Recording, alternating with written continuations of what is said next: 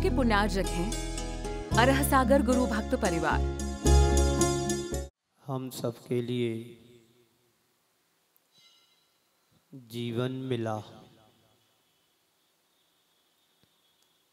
जन्म से इस जीवन की शुरुआत दिखाई पड़ती है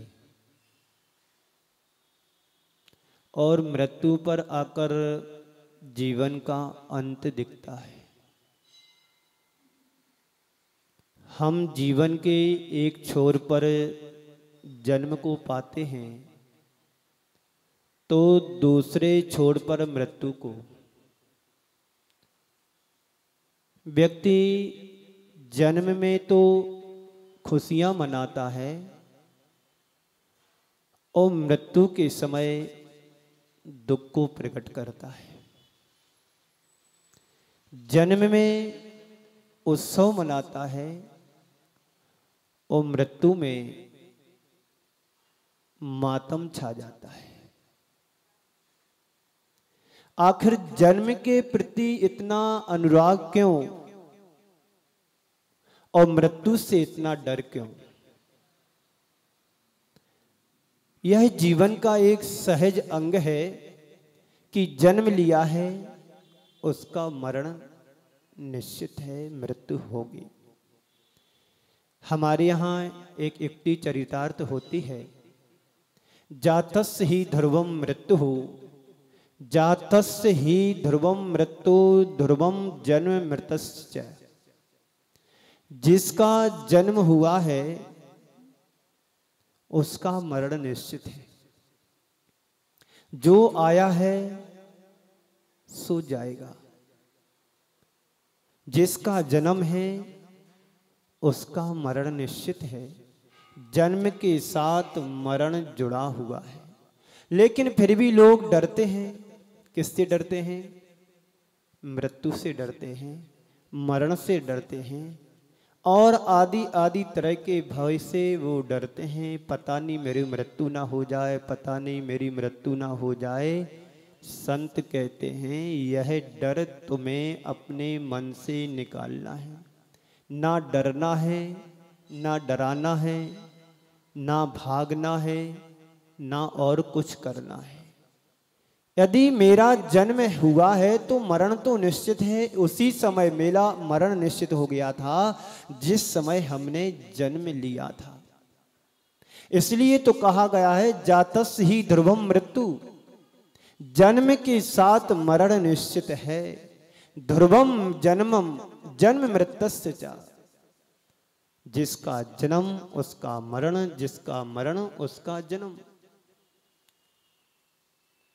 हमारे छह ढाला में भी तो कहा गया है, एक श्वास में 8-10 बार जन्मो मरियो भरियो दुख भार।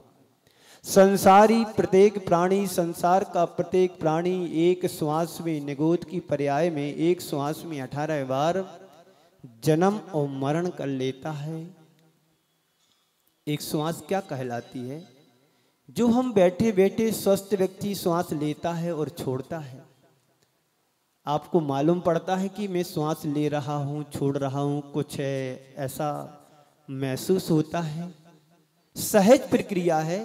इतने ही समय में वह जीव जन्म मरण को कर लेता है 18 बार।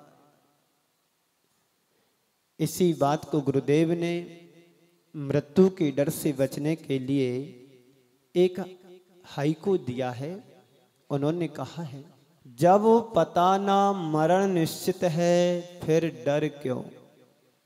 मरण निश्चित है पर कब हो यह पता है तुम्हारे लिए? ये तो पता है कि मरण निश्चित है पर कब है ये पता किसी को?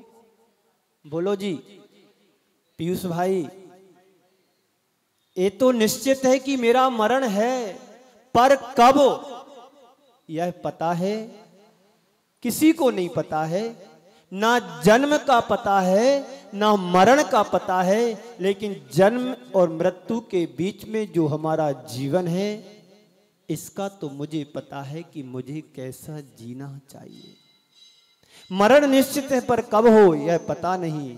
मरण निश्चित है पर कब पता नहीं। मरना है यह तो पता है। कब मरना ये किसी को अपना नहीं पता। कई कई बार तो ऐसा देखा जाता है कि जन्म लेने के पहले ही पेट में परलोक पहुंचा दिया जाता है। कई कई बार ऐसे सामने प्रसंग आते हैं, उस जीव को जन्म ही नहीं देने दिया और उसको मृत्यु लोक में पहुंचा दिया। कितना बड़ा पाप है, कितना बड़ा अनर्थ है।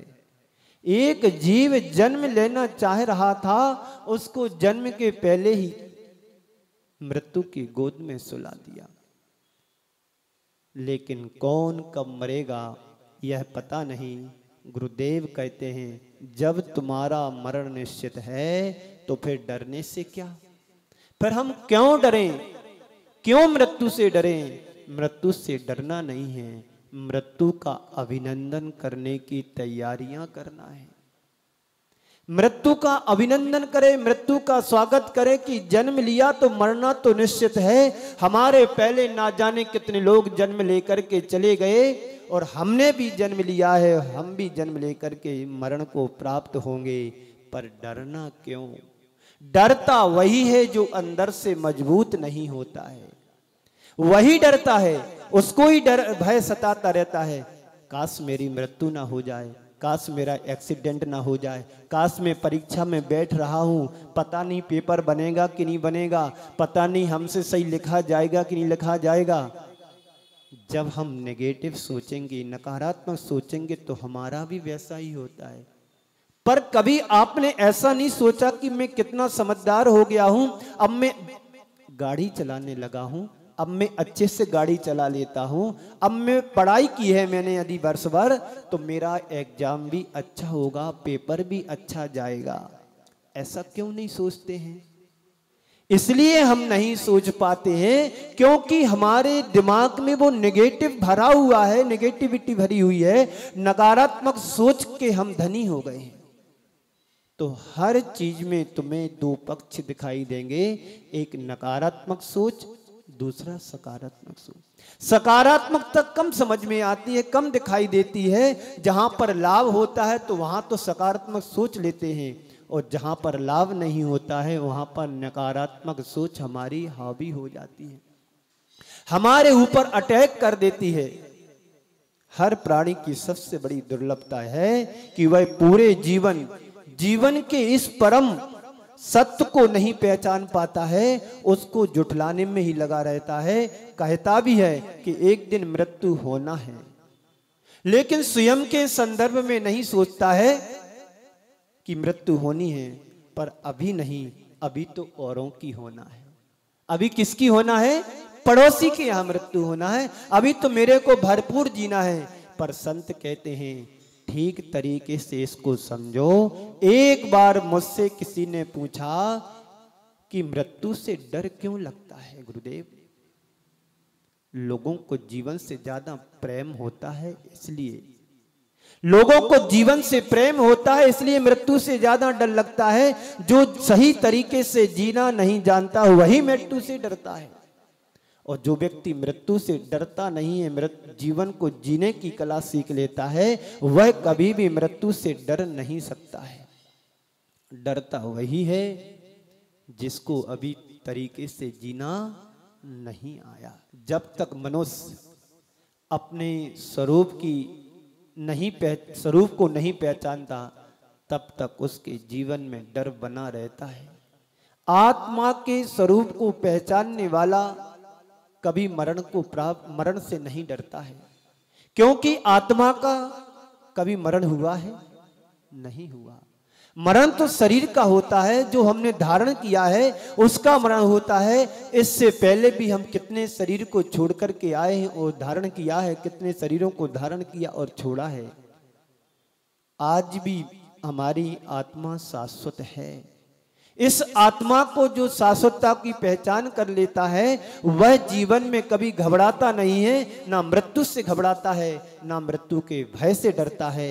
वह तो कहता है आ जाओ, चैलेंज है, स्वागत है तुम्हारा, मैं डरने वाला नहीं हूं। जिस दिन वह अपने आप को पहचान लेगा, यह डर अपने आप दूर हो जाएगा। सोचो जरा, डर किसको होता है, किसको डर लगता है? जो अपने अंदर से कमजोर हो। भय किसको लगता है? जो अपने आप को मजबूत नहीं समझता है, वही डरता है। गाड़ी चलाने वाला कभी डरता है? नहीं डरता है। लेकिन जो पहली बार गाड़ी चलाता है और नए नए सीख करके गाड़ी कोई चलाना सीख करके आया हो, वही गाड़ी चलाने से डरता है।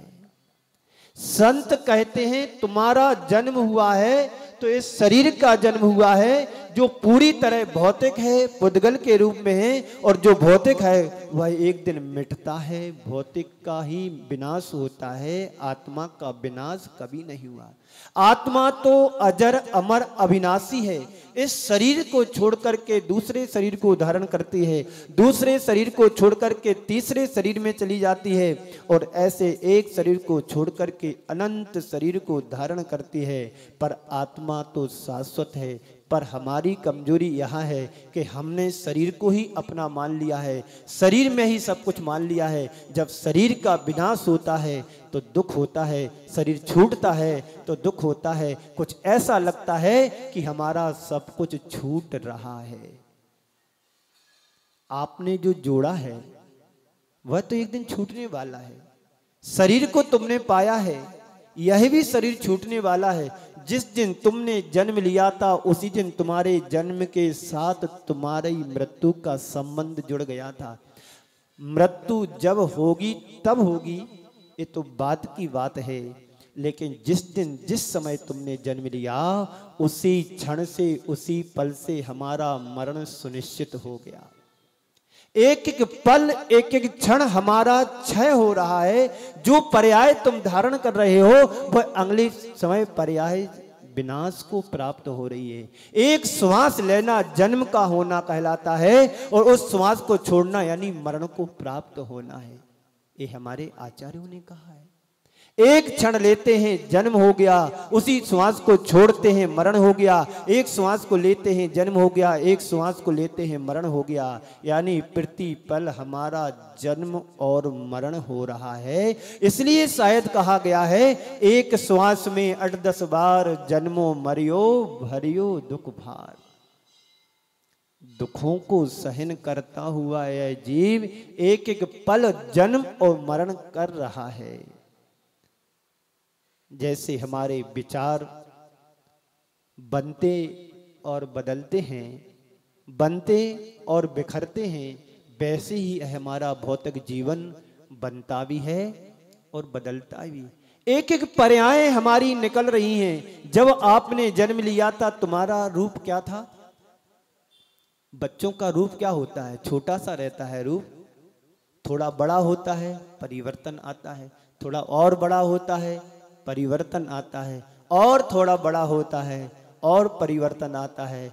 जब वही बालक 25 और 30 वर्ष की उम्र तक पहुंचता है तो कितना परिवर्तन हो जाता है। एक पर्याय का उत्पाद होता है और दूसरी पर्याय का विनाश होता है। एक पर्याय जन्म लेती है, दूसरी पर्याय बदलती यानी परिवर्तन हो जाता है, मृत्यु को प्राप्त हो जाती है। एक एक पर्याय वैसे ही हमारे शरीर के साथ जन्म ले रही हैं और मरण को प्राप्त हो रही हैं। फिर हम किस पर रोएं और किस पर हंसें?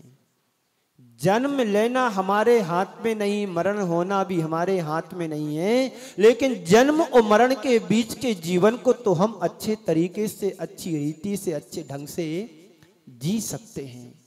एक व्यक्ति है दिन भर रोते रोते ही अपना जीवन निकाल देता है, और एक व्यक्ति है कि अपने जीवन को खुश और आनंद और उमंगों के साथ भरकर के जीवन जीता है। एक व्यक्ति है बिस्तर पर ही रोते रोते अपना समय बिता रहा है, और एक व्यक्ति है बिस्तर से ऊपर उठकर के मंदिर आकर के भगवान के गुणगान गाते गाते अपने जीवन को व्यतीत कर रहा है। सुखी कौन? जो बिस्तर पर लेटा हुआ रो रहा है कि जो बिस्तर से ऊपर उठकर के भगवान के गुणगान गा रहा है? बताओ कौन है सुखी? जो घर में रहकर के कलह कर रहा है वो सुखी है कि घर से बाहर निकल करके भगवान के गुणानुवाद कर रहा है, भगवान की भक्ति कर रहा है? कौन सुखी है? बोलो जी, सुखी कौन है? जो भगवान का भजन कर रहा है वो सुखी है, जो दूसरों को गालियां दे रहा है वो सुखी है। कर्म दोनों के बन रहे हैं, एक भगवान की भक्ति करके अपने शुभ कर्मों का बंद कर रहा है और एक दूसरों को गालियां दे करके अशुभ कर्मों का बंद कर रहा है।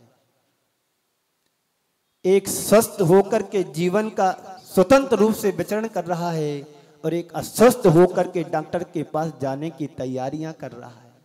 सुखी कौन है?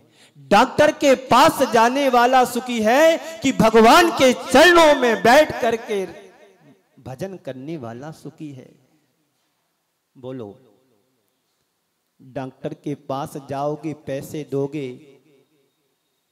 उससे पाप का बंध होगा।